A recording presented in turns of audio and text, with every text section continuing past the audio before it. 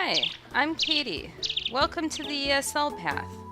Today's lesson focuses on the pronunciation of two vowel sounds that are sometimes hard to separate: short I and long E. Short I is the sound I, like in pig. It's represented in some dictionaries with this International Phonetic Alphabet, or IPA symbol. Long E is the sound E, like in sheep. This is the IPA symbol for long E.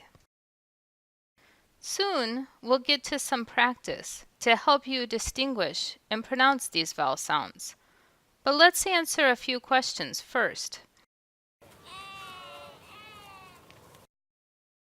Good question. Yes, there are some spelling patterns which may indicate that a word contains one of these sounds. Words and syllables with an I followed by a consonant or consonants generally have the short I sound, such as with if, in, when, big, pick, and fish. But be careful, because there are exceptions, like mind or thing.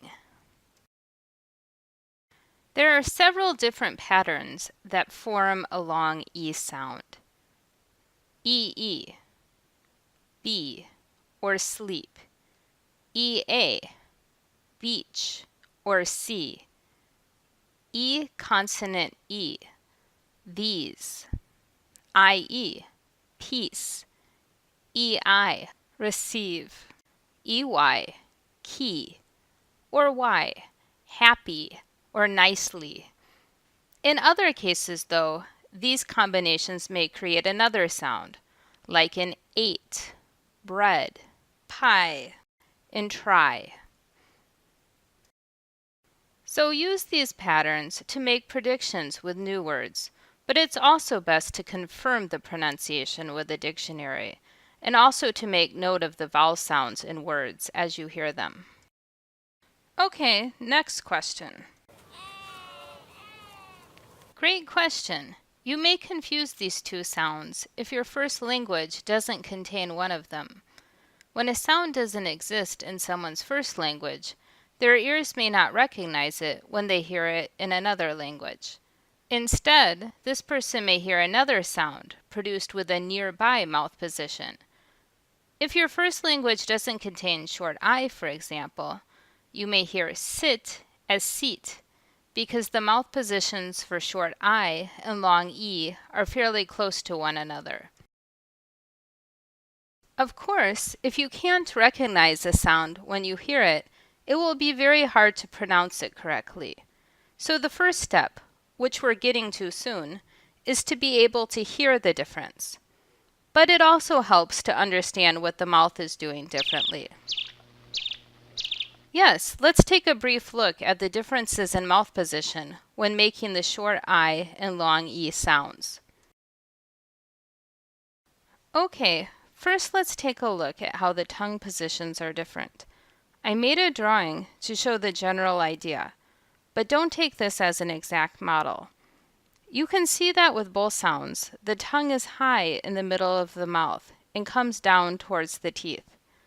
The difference is that short I is a small amount lower than long E. It takes time to locate this height if this sound isn't in your first language. Alright, next let's take a look at the outside of the mouth. I brought back our stars to help demonstrate this. Let's start with long E. E. With this sound, the cheek muscles are fairly tight, which pulls the lips wider.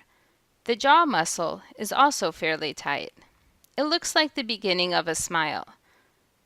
In English, it's a common practice actually to tell someone to say cheese when they're getting their picture taken, because this word, with its long E sound, gets the mouth in a smile-like position. Cheese. Now short I. Eh. When going from long E to short I, both the cheek and jaw muscles relax a little, making the mouth position a little less wide. The lips remain unrounded though. Let's go back and forth between these sounds to show the changes.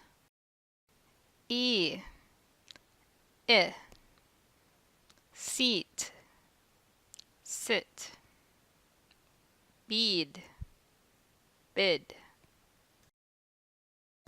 All right, we're ready to practice. For each pair, first listen and choose the correct word. Then listen and repeat each word. Lid,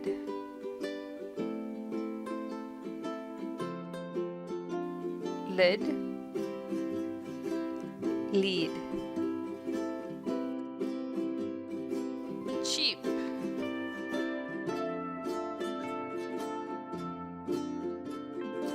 chip,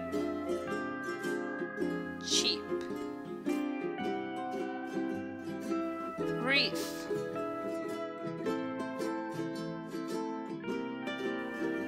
riff, reef. Tin,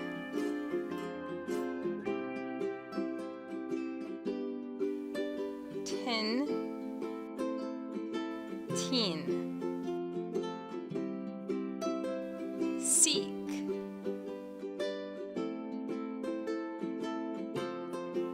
sick, seek. Hit,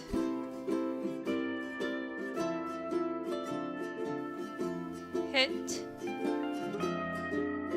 heat. Ease,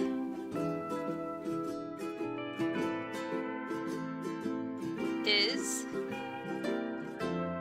ease. Hips,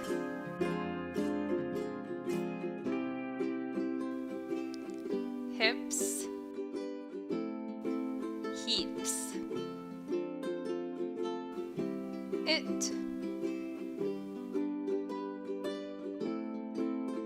it, eat.